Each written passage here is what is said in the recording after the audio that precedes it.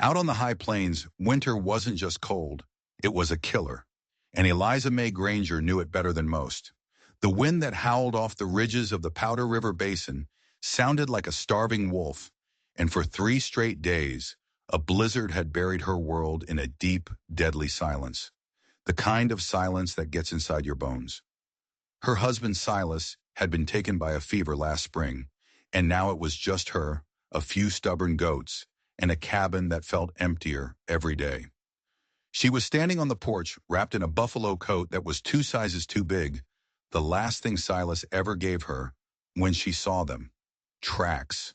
They weren't from a deer, and they weren't from a coyote. These were different, heavy, dragged, uneven.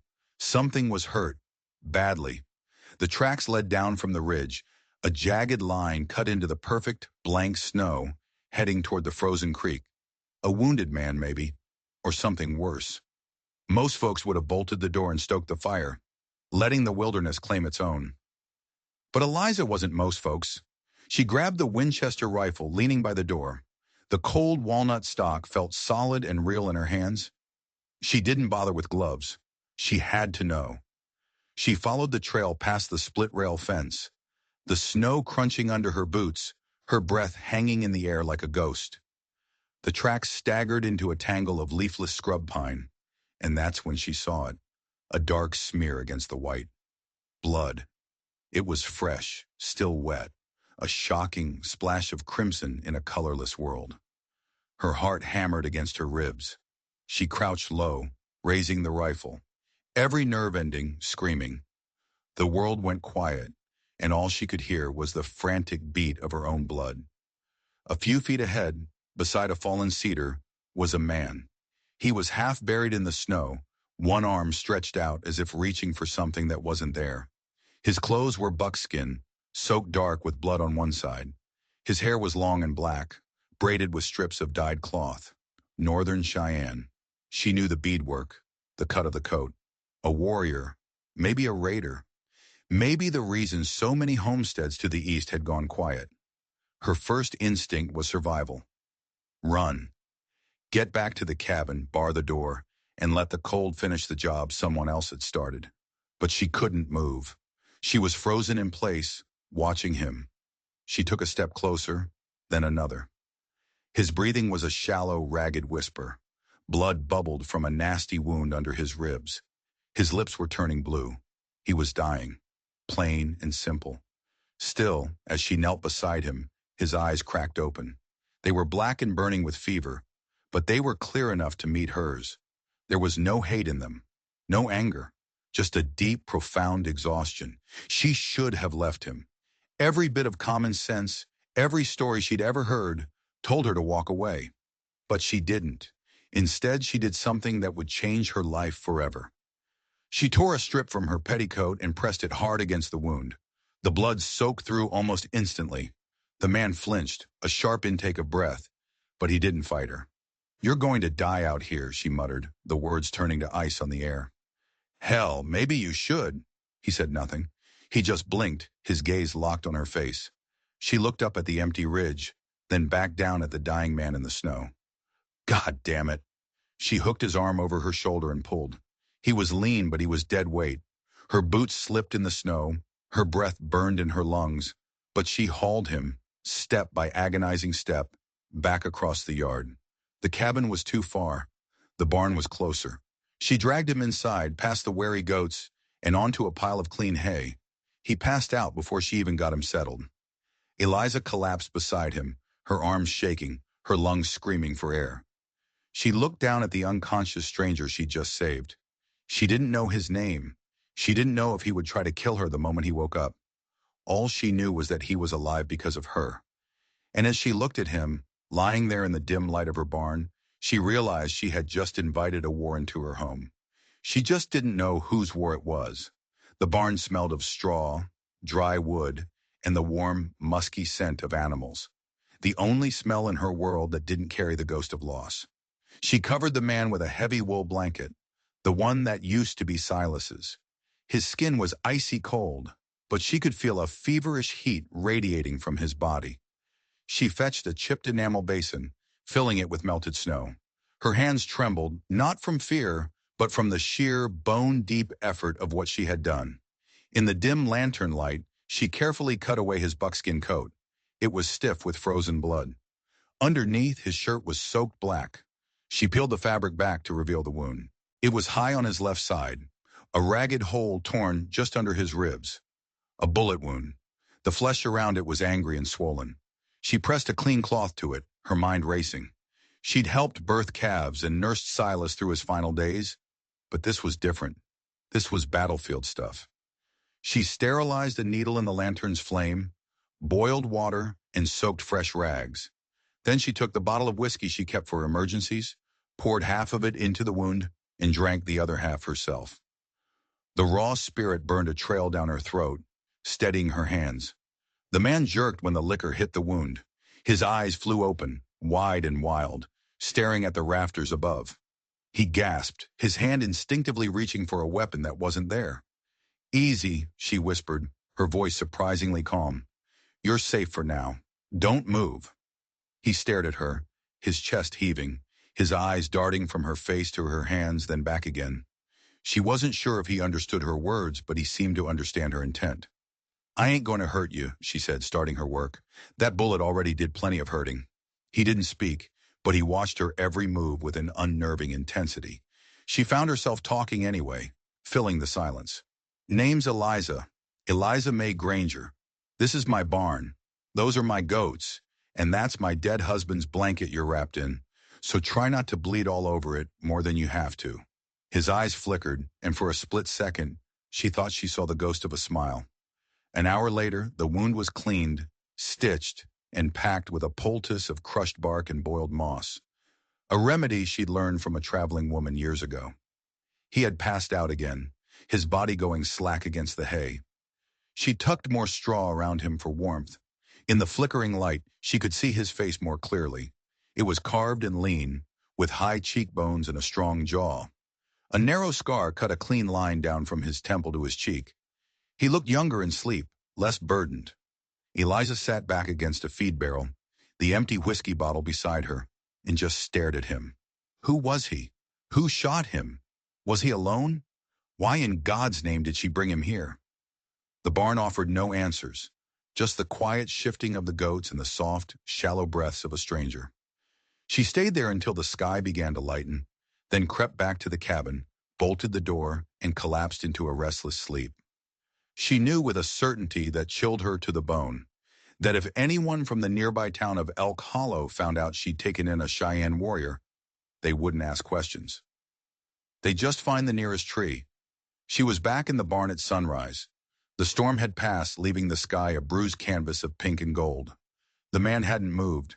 She knelt and touched his forehead. It was burning hot. The fever had taken hold. "Hell," she muttered to the goats. "We ain't through this yet." She spent the entire day fighting that fever, wiping the sweat from his brow, forcing sips of cool water between his cracked lips. Once he began to mutter, his voice thick and strange. The words weren't English. They were soft syllables strung together like a prayer or a curse. She didn't understand the language, but the tone was universal. It was a sound of deep, unending grief. He was saying names. Maybe a woman's. Maybe a child's. During one of the violent shivers, she took his hand. Not because she had to, but because in that moment, in that cold, lonely barn, she couldn't not. His fingers, surprisingly strong, closed around hers. That night, with a full moon casting long shadows across the snow, he finally woke up. Really woke up. His eyes opened slowly, then focused on her face. They were sharp now, clear. The fever had broken. He tried to sit up, moving too fast. A wave of pain hit him like a hammer, and he gasped, falling back into the hay. She gently pushed him back down. "Stop! You'll tear the stitches." His hand shot out and clamped around her wrist. The strength in his grip was shocking. It sent a jolt of pure fear through her. They stared at each other for a long, breathless moment. Then, just as suddenly, he let go. "I helped you," she said, her voice flat, trying to hide the tremor in her hands. "I patched you up. You're safe here. For now." He didn't reply right away. He just watched her, his expression unreadable. Then after a long silence, he slowly lifted his hand and tapped his own chest with 2 fingers. Meko, he said, his voice a dry rasp. She blinked. Is that your name? He tapped his chest again, more firmly this time. Mako. Eliza, she said, pointing to herself. Eliza May. He tried to repeat it, his tongue struggling with the foreign sounds. Lissa May. Close enough. For the first time, he offered a small, genuine smile. And deep inside Eliza, something that had been frozen solid for months began to thaw. Just a little. But then his smile vanished. His face went completely still, and his eyes darted towards the barn door, then to the distant, dark line of the hills. Men coming, he said, his voice low and urgent. Soon. Her stomach twisted into a knot. Are you sure? He nodded, his gaze as sharp as broken glass. They shot me, 3 days back. White coats.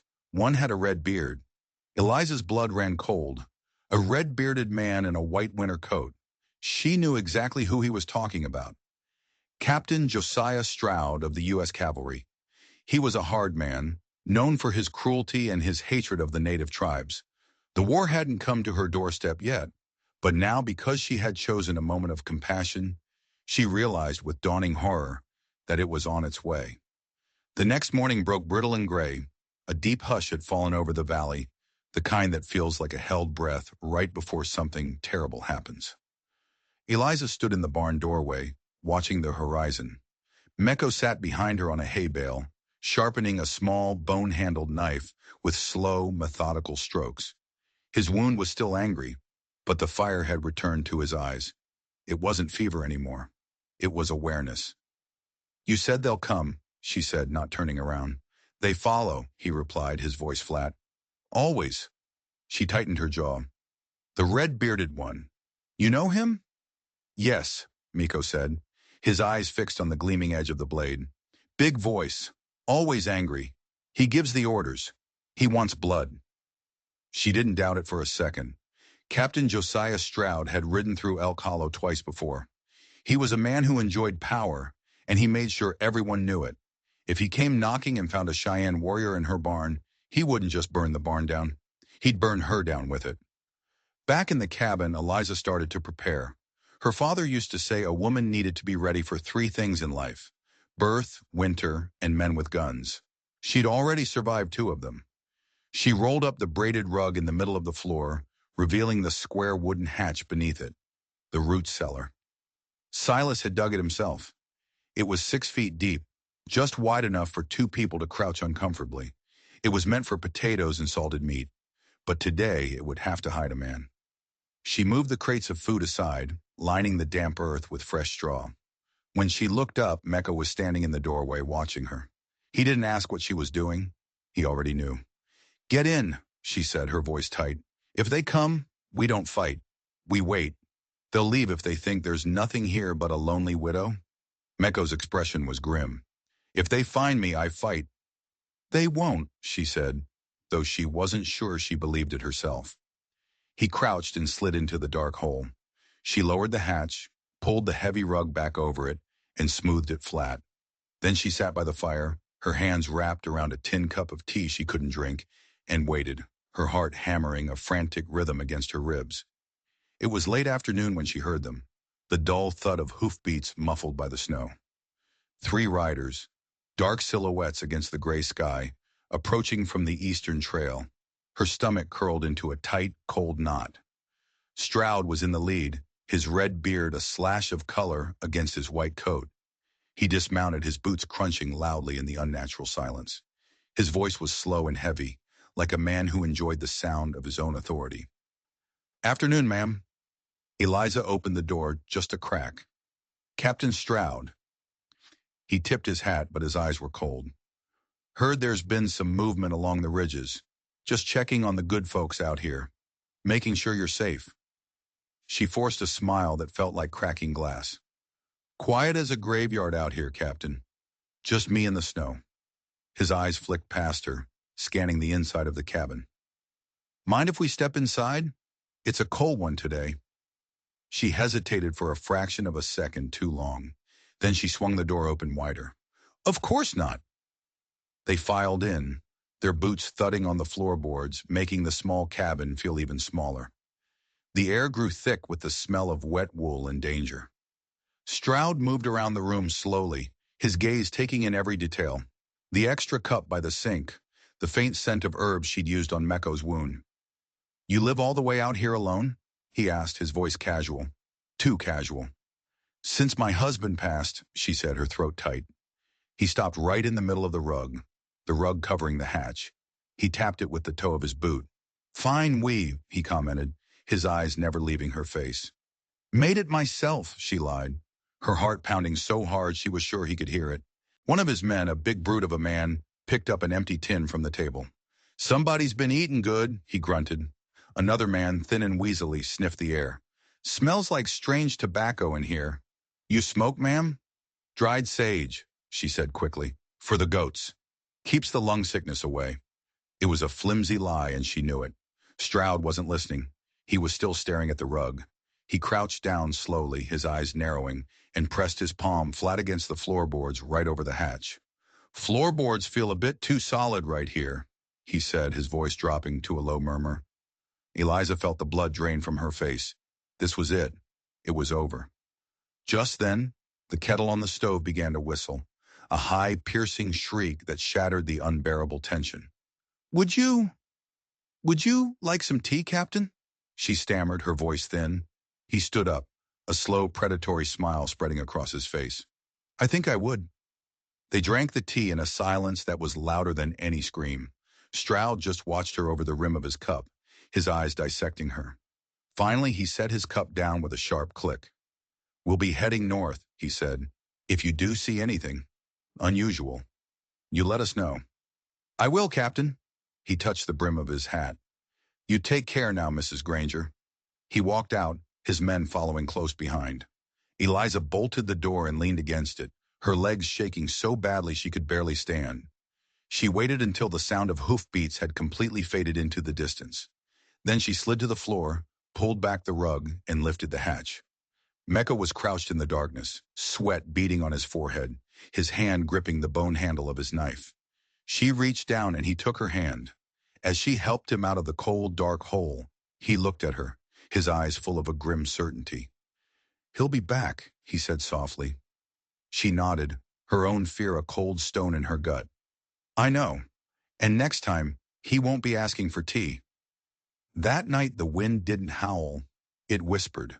It coiled around the small cabin with a low, restless sound, as if something in the hills had woken up and was now waiting. Eliza lay on her cot, the shotgun across her lap, her eyes wide open in the dark. The fire had died down to embers, but she didn't get up to stoke it. Every muscle in her body ached with a tension that went deeper than simple fear. Stroud knew. He didn't have proof, but he knew she was lying. And a man like Stroud didn't let a lie go. He would be back, and he would bring more men. He would tear her home apart, board by board, until he found what he was looking for. Across the room, Mako was a shadow against the wall. He hadn't gone back to the barn. He sat wrapped in a blanket, perfectly still, a silent sentinel in the darkness. The silence between them wasn't awkward. It was heavy, filled with everything they couldn't say. Finally, Eliza spoke, her voice barely a whisper. He knows. Mako's reply was just as quiet. Yes. How much longer can we do this? She asked, more to herself than to him. Hiding you in the cellar every time a rider comes by. Meko's voice was flat, devoid of emotion. When he comes back with more men, I will leave. No, she snapped, the words sharper than she intended. He looked at her, his silhouette shifting in the faint moonlight filtering through the window. I didn't drag your half-dead body out of a snowdrift just to watch you get shot in my yard. His eyes seemed to soften. You saved me once. And I'd do it again, she said, her voice fierce. A long moment passed. Then Meko asked the question that had been hanging in the air between them since the beginning. Why? It wasn't an accusation. It was a genuine question from a man who had likely never known kindness from a white person. Eliza stared into the dying embers of the fire. Because, she said slowly, I know what it's like to die alone. Because I buried my husband with my own two hands, with no one to help me shovel the dirt. And because when I looked at you, out there in the snow, I didn't see an enemy. I saw a man who was still fighting to live. Meko was quiet for a long time. Then so softly she almost didn't hear it, he said, "Most would not have." She gave a short, bitter laugh. "I'm not most people." He looked at her then, a long, searching look. "No," he agreed, "you are not." Later that night, his fever returned. It came on suddenly, a violent resurgence that left him shivering uncontrollably. She helped him to the cot, bathing his face with a cool cloth. He began to mutter again in his own tongue, the words tumbling out in a torrent of grief and pain. He said a name over and over. "Niska, Niska." Eliza leaned closer, her heart aching for him. "Who is Niska?" Mako's eyes fluttered open, glassy with fever. "My son," he rasped. He was. He was small, brave, like his mother. She swallowed hard, the lump in her throat making it difficult to breathe. He turned his face towards her, his eyes searching hers in the darkness. "Do you dream of your dead?" he asked. She hesitated, then nodded. "Every night. I see Silas in the smoke from the fire. Sometimes I think he's trying to tell me something, but I can't ever make out the words." "Maybe he is," Meko whispered. His eyes filled with tears, not loud, racking sobs, but the silent, steady tears of a man who had carried his grief for too long. "The bluecoats came," he said, his voice breaking. "They burned our lodge. My wife. She ran. She was carrying him. I was away on a hunt. When I came back, there was nothing left but ash." Eliza didn't know what to say. There were no words for that kind of pain, so she just sat with him, holding his hand, letting her presence be a silent anchor in his storm of memory. She sat with him until the shivering stopped and his breathing evened out into a deep, exhausted sleep. In the morning he was different. The fever was gone, but so was the fierce tension he always carried. In its place was a profound quiet, a strange sort of acceptance. He sat by the fire after breakfast, his eyes closed, his lips moving in a silent prayer. That afternoon she found him carving a piece of wood with his knife. It was a long, curved shape, like a sliver of a new moon. "What are you making?" she asked. He looked up, his eyes clear and calm. "A path. A path to where?" "Home," he said, running a finger along the smooth wood. "If I die here, my spirit will walk this path. It will know the way. But now, maybe my body will walk it too." Eliza felt a familiar ache in her chest. "I don't want you to die, Mako." He offered her a gentle, sad smile. "Then you must help me live." And in that moment, Eliza knew that hiding him wasn't enough anymore. Stroud was coming back, and when he did, there would be no more lies and no more tea. There would only be the cold, hard language of gunpowder and steel. She had to make a choice, and she realized with a clarity that was both terrifying and liberating that she already had. The first rifle she'd ever fired was a clunky 50 caliber muzzle loader that belonged to her father. He'd taught her to shoot in a Kansas wheat field, telling her, "One day, you'll need to know how." That day had come. Eliza stood behind the cabin, the Winchester in her hands, its weight both familiar and terrifying. Meko stood a few paces away, watching her. She took aim at a cedar plank she'd nailed to a tree and fired. The shot cracked through the silent woods, echoing down the valley. She'd missed. "Damn it," she muttered. "Again," Mako said calmly. She reloaded and fired again, still wide. He stepped up beside her. "You breathe too fast. You pull the trigger too soon. Let the rifle settle, become a part of you." She gave him a sharp look. He just raised an eyebrow. She tried again, slowing her breath, squeezing the trigger gently. The bullet thudded into the edge of the plank. Closer. On the fifth shot, she hit the dead center. She looked at him, a flicker of pride in her eyes. "You learn fast," he said, a hint of admiration in his voice. She shrugged, a grim set to her jaw. "I have a good reason." The cabin began to transform. It was no longer a home. It was a fortress. They pinned heavy quilts over the windows, leaving a small gap at the bottom to see through. Meko angled the heavy kitchen table to provide cover. They stacked firewood against the outer walls, creating makeshift barricades. They oiled the Winchester and loaded her father's old revolver. Every creaking floorboard, every loose shutter, became a part of their defense plan. Eliza worked alongside him, her movements efficient and determined. The fear was still there, a cold knot in her stomach, but now it was mixed with something else. Resolve. This was her land. This was her home, and she would not let a man like Stroud take anything else from her. The nights grew longer, colder. They would sit by the fire, the silence between them now comfortable, like an old blanket. Meko began to tell her stories, not with words but with pictures he drew in the ashes on the hearth. He drew the constellations his people used to navigate, the path of the Milky Way that guided the spirits of fallen warriors back home. "Have you seen a star for your son?" she asked one night, her voice soft. He stared into the smoke coiling up the chimney. "Not yet," he said. The snow began to thaw, but the silence in Elk Hollow only deepened. It was the calm before the storm. Mako was healing fast. His movements were no longer stiff with pain. They were fluid and strong. He spent more and more time staring west, towards the distant ridges. "You're leaving soon," she said one evening. It wasn't a question. He didn't answer, but the tight set of his jaw told her everything she needed to know. She turned back to the fire. "Will you tell your people about me?" "Yes," he said simply. "What will you tell them?" He met her gaze. "The truth. Even the part where I made a war chief hide in a root cellar?" A rare, genuine smile touched his lips. "Especially that part." That night the sky turned a sickly yellow-gray. A storm was coming, but it wasn't a storm of snow. It was a storm of men. Meko stood at the window long after midnight, his body tense. "They're out there," he said, his voice a low growl. "Campfires, on the ridge." Eliza joined him, her heart pounding. "How many?" He shook his head. "More than before. They're watching us, waiting." "For what?" "For us to make a mistake." He turned to her, his face a mask of grim determination. "I can go now. Lead them away from you."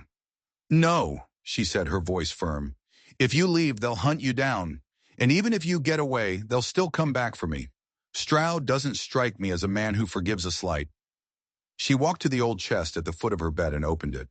From inside, she pulled a bundle of faded linen. She unwrapped it slowly, revealing a strip of blue cavalry sash and a pair of old spurs. They had been Silas's. "He was a corporal," she said, her voice thick with memory. "He died in that bed, coughing his lungs out, not on some glorious battlefield." She handed the blue sash to Meko. "Tie this to the branch of the big pine down by the trail. Tie it high where they can't miss it." Meko looked at the sash, then at her, a question in his eyes. "Why?" She met his gaze, her own eyes blazing with a cold fire.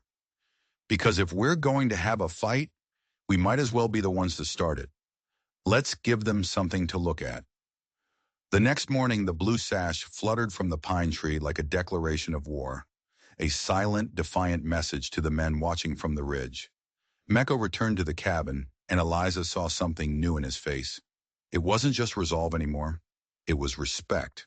They spent the day in near silence, cleaning the rifles, counting every bullet, packing small canvas bags with dried meat and bandages, just in case. That night, the air was so thick with tension, you could almost taste it. Eliza couldn't sleep.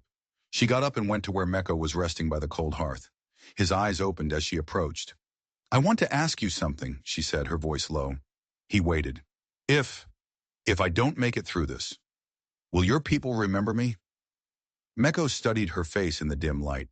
Then he reached into a small leather pouch at his belt and pulled out a small, flat circle of beaded leather. In the center was a symbol she didn't recognize, a circle with 4 lines crossing through it, like the cardinal directions. "This is our word for memory," he said, pressing it into her palm. "It means the story that is carried. Now it is yours." She closed her fingers around it, the smooth leather cool against her skin. It felt solid, real, a promise. At that exact moment, outside on the shadowed ridge, a torch flared to life. Then another, and another. A dozen riders moving out of the trees, their dark forms silhouetted against the pre-dawn sky. They weren't waiting anymore. They were coming. The valley was perfectly still. It was that strange, hollow silence that comes right before the world explodes into violence. Eliza stood at the window, watching the dozen riders advance. They moved slowly, deliberately, their confidence a tangible thing. They stopped just beyond the creek, a clear line drawn in the snow. "They're here," she said, her voice steady. Mecca was already lacing his boots, his movements calm and economical. He was no longer a wounded man she'd found in the snow. He was a warrior, a chief. He had shed her husband's old coat and now wore only his buckskin shirt, the scar on his temple standing out starkly against his skin. Eliza reached for the Winchester, but Miko put a hand on her arm. "Not yet." "They aren't here to talk," she hissed. "I know," he said, his eyes fixed on the men outside. "But we will let them speak first." A voice cut through the morning air, sharp and arrogant. "Mrs. Granger, Captain Stroud, I've come back for what's mine." Eliza took a deep breath, slung the rifle over her shoulder, and stepped out onto the porch. The cold air hit her like a slap in the face, but she didn't flinch. Stroud sat on his horse at the edge of the clearing, his men fanned out behind him in a deadly crescent. "You have something that doesn't belong to you," he called, his voice laced with menace. Eliza stood her ground. "The only thing here that doesn't belong is you, Captain." Stroud's eyes narrowed into slits. "You are harboring a fugitive, a Cheyenne war chief. They call him Miko, the Ghost. He's wanted for murder and insurrection." War chief. The words hit Eliza with the force of a physical blow. She glanced back at the cabin door. So much made sense now. The way he carried himself, the deference in his own stories, the absolute certainty that men would come for him. She turned back to Stroud, her voice ringing with a conviction she didn't know she possessed. "There's no war here, Captain. Only a sick man you left for dead." "Then bring him out," Stroud sneered. "No," Eliza said. One word. Hard as iron. Stroud's false smile vanished. "Then I'll burn you out," he snarled, raising his hand as a signal. His men raised their torches, and that's when Miko stepped out of the cabin. The world seemed to stop. He walked calmly to stand beside Eliza, tall and straight, the feather in his hair stirring in the breeze. He didn't have a rifle in his hands. It was slung across his back, a clear sign that he was not the aggressor. Stroud's horse shifted nervously. "Well now," the captain muttered. "The ghost himself." Eliza lifted her voice clear and strong. "He's not a ghost, and he's not your prisoner." Stroud laughed, a harsh, ugly sound. "Every Indian out here is my enemy." "Then maybe," Eliza shot back, "you're the one who's in the wrong place." The smile dropped completely from Stroud's face. "I gave you a chance, woman," he hissed. Then all hell broke loose. Stroud's men surged forward. A rifle shot shattered the front window of the cabin, sending glass flying. Mecco shoved Eliza back inside, flipping the heavy kitchen table on its side for cover, just as a spray of bullets tore through the wall where she had been standing. She cocked the Winchester and fired through the broken window. A rider screamed and dropped his torch into a snowdrift. Mecco fired once, not at a man, but at the ground near a horse's feet. The animal reared, throwing its rider. "We have to move!" Eliza yelled over the chaos. "The barn!" They kicked open the back door and ran, ducking low as bullets splintered the wood around them. Behind them she could hear the roar as the front porch of her cabin caught fire. "Eliza!" a voice shouted. She glanced back and saw Stroud, on foot now, aiming his rifle directly at her. He fired. The shot went wide, kicking up snow inches from her feet. Mecco spun, dropped to one knee, and fired back in one smooth, practiced motion. The shot hit Stroud's rifle, knocking it from his hands. They didn't wait to see more. They scrambled into the barn, slammed the heavy door, and dropped the thick wooden bar into place.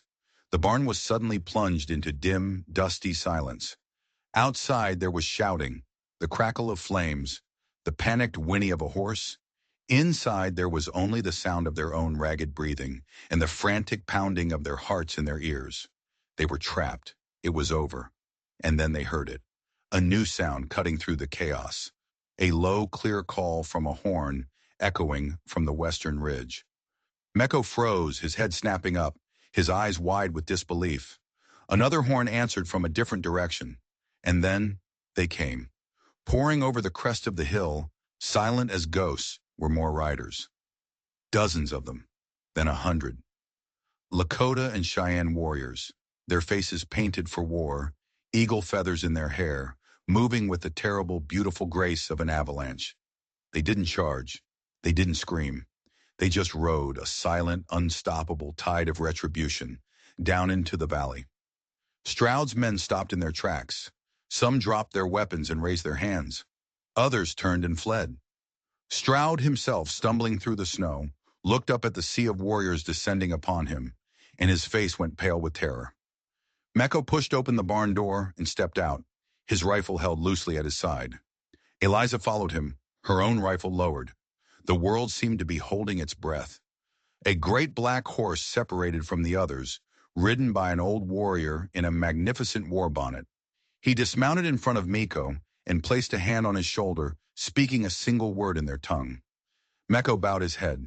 The elder then turned to the gathered warriors and raised his arms. A cry went up, not a war cry, but a deep, powerful sound of reunion, of a people welcoming their leader home. Stroud, his face a mask of fury and disbelief, stumbled forward. This is an act of war. The elder looked down at him as if he were a noisy insect. Miko spoke, his voice ringing with an authority that chilled Stroud to the bone. You came to this valley seeking blood. Instead, you have found the truth. The captain, defeated and surrounded, looked from Miko to Eliza, his eyes burning with pure hatred. You'll hang for this, woman. Both of you. No, Miko said, his voice calm and final. He looked at Eliza, and then at the ruins of her burning home. She will be remembered. The fire burned through the night. By morning, all that was left of Eliza's cabin was a blackened skeleton of charred logs, a jagged scar on the white landscape. The home Silas had built, every board cut and nailed by his own hands, was gone. Eliza stood in the clearing, watching the last embers hiss and die. There were no tears left. There was just a quiet emptiness, a space cleared for whatever came next. Mecco stood beside her. His people moved through the valley with a quiet efficiency, tending to their horses, gathering the weapons Stroud's men had dropped in their haste. The battle had been over before it truly began, a show of force so overwhelming that a single shot hadn't been fired by the arriving warriors. Stroud and his remaining men had been allowed to leave, stripped of their rifles and their dignity, sent fleeing back into the wilderness. Humiliation was a deeper wound than any bullet. The old elder, the one in the war bonnet, approached Eliza. He offered her a small leather pouch filled with sacred herbs. For the healing, he said in broken English. She took it with a nod of thanks. He then spoke at length with Mecco, in their own tongue, his words slow and formal. When he was finished, Mecco turned to Eliza.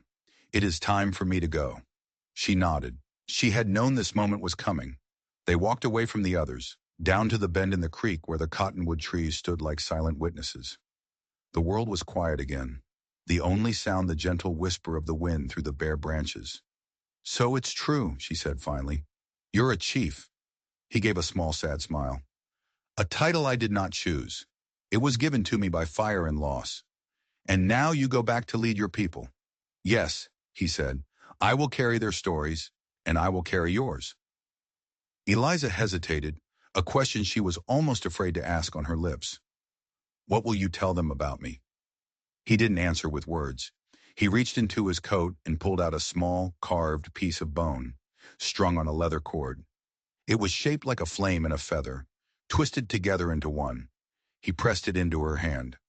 I will tell them, he said, that you saw a man, not an enemy, that you opened your door when the world told you to bolt it, that in the heart of the blizzard you kept the fire burning.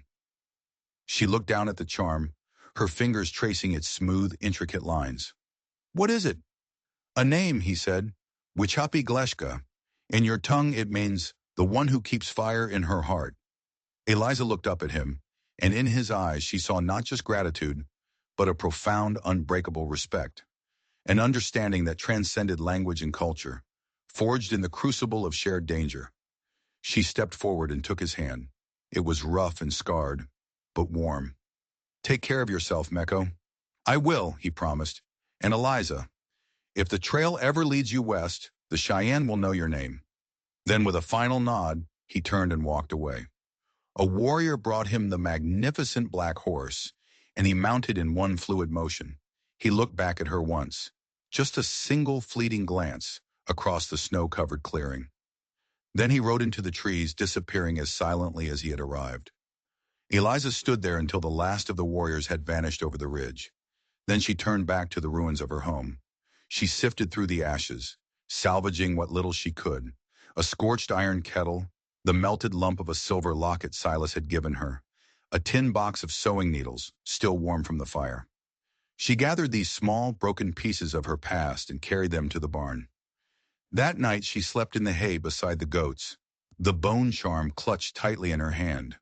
The story of the widow of Elk Hollow spread like wildfire through the territories.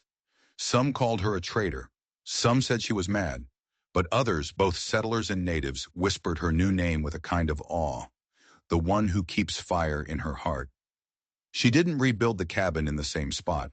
She cleared land farther up the hill, closer to the sun, and built a small, solid house of stone and timber. It wasn't a home for a husband and a family, it was a home for herself. She started teaching again, and children from all over the valley came to learn their letters and numbers.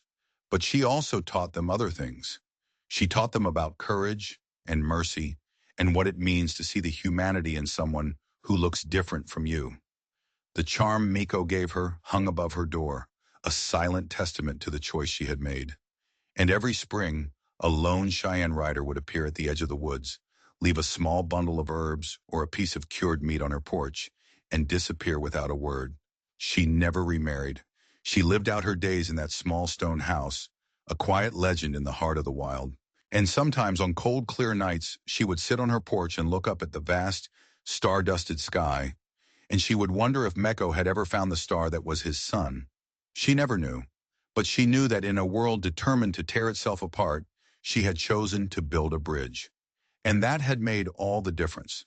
If you believe one person's courage can change the world, hit that like button and subscribe for more true stories where the bravest hearts are found in the most unlikely places.